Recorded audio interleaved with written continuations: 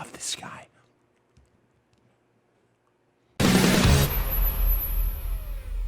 On the coverage last night. So the media now, as I opened up the show, is going to be desperate to change the narrative, and they're going to try to, quote, normalize Bernie Sanders, who is a radical socialist who thinks things are free, thinks you have the right to someone else's services, and is advocating a system that snuffed out 100 million lives, if not more.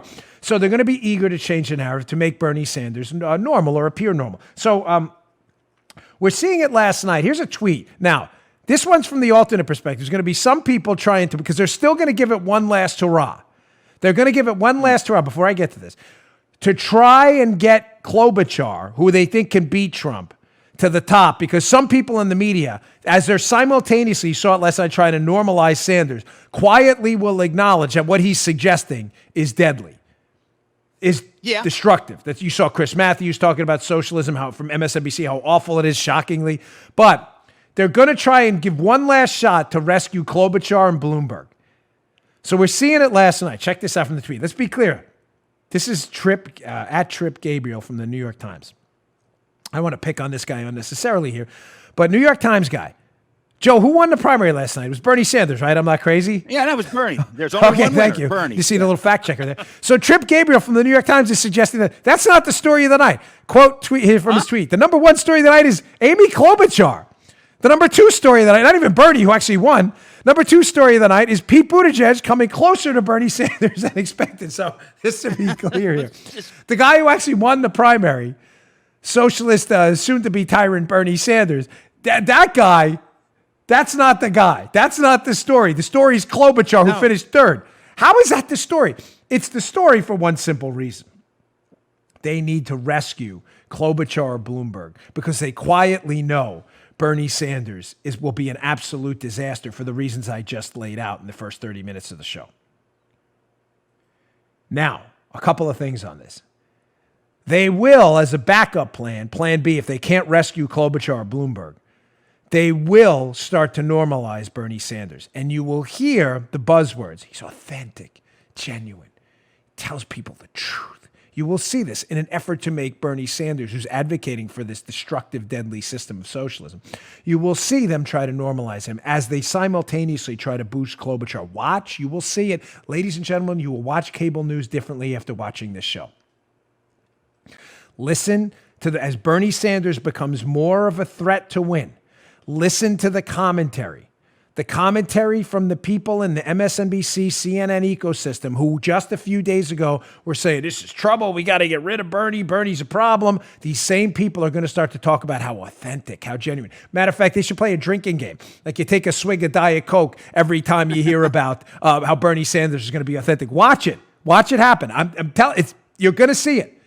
But you're also going to see an effort to talk about Klobuchar, the comeback kid, insurgency. Amy Klobuchar, she's going mainstream now. Watch, you're going to see that too. They're going to try and expect Klobuchar, by the way, to moderate even more, start to move away from the socialism camp and into more of a more mainstream Democratic camp now, because she realizes after doing that in the debate where she was the only one who raised her hand saying she'd have trouble with a socialist in the White House, she was the only one, right?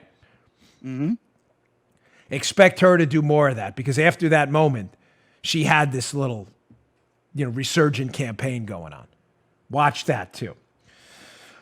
MSNBC getting absolutely owned yesterday on the air. This is hilarious. So MSNBC is outside of a primary site in New Hampshire, and of course, they're expecting massive turnout by the Democrats and light turnout for President Trump, because the Republican primary happened yesterday too. I mean, why? For obvious reasons.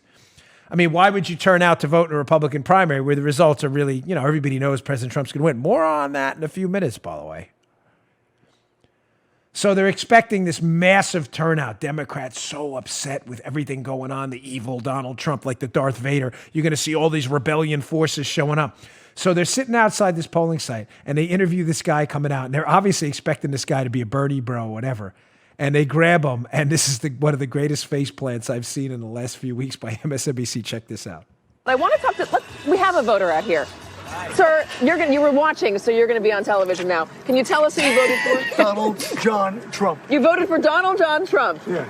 Look at that. Bernie Sanders is not appealing to you. Their whole ideology would be destructive to the country. It's anti-growth, it's anti-family, it's anti-American, and as a Roman Catholic, it's anti-life. I love this guy. How do we get this guy on the show? Can we do him on the interview series? I love this is great. Katie, the hapless Katie Tor, by the way, who never gets, she was talking about gerrymandering in Senate races last week. Huh? How do you gerrymander a state? That's a whole lot. She's in my top 10 list of dopiest people in the media too. But that's Katie Tor. She's sitting there on MSNBC, and this guy, and she's so uncomfortable because she realizes, oh gosh, this didn't go as I planned. She thought he was a Bernie bro. And of course he goes out there and talks about the destructive nature of sad Bernie Sanders socialist ideology. Love this guy. You just heard The Dan Bongino Show. You can also get Dan's podcasts on iTunes or SoundCloud. And follow Dan on Twitter 24/7 @DBongino.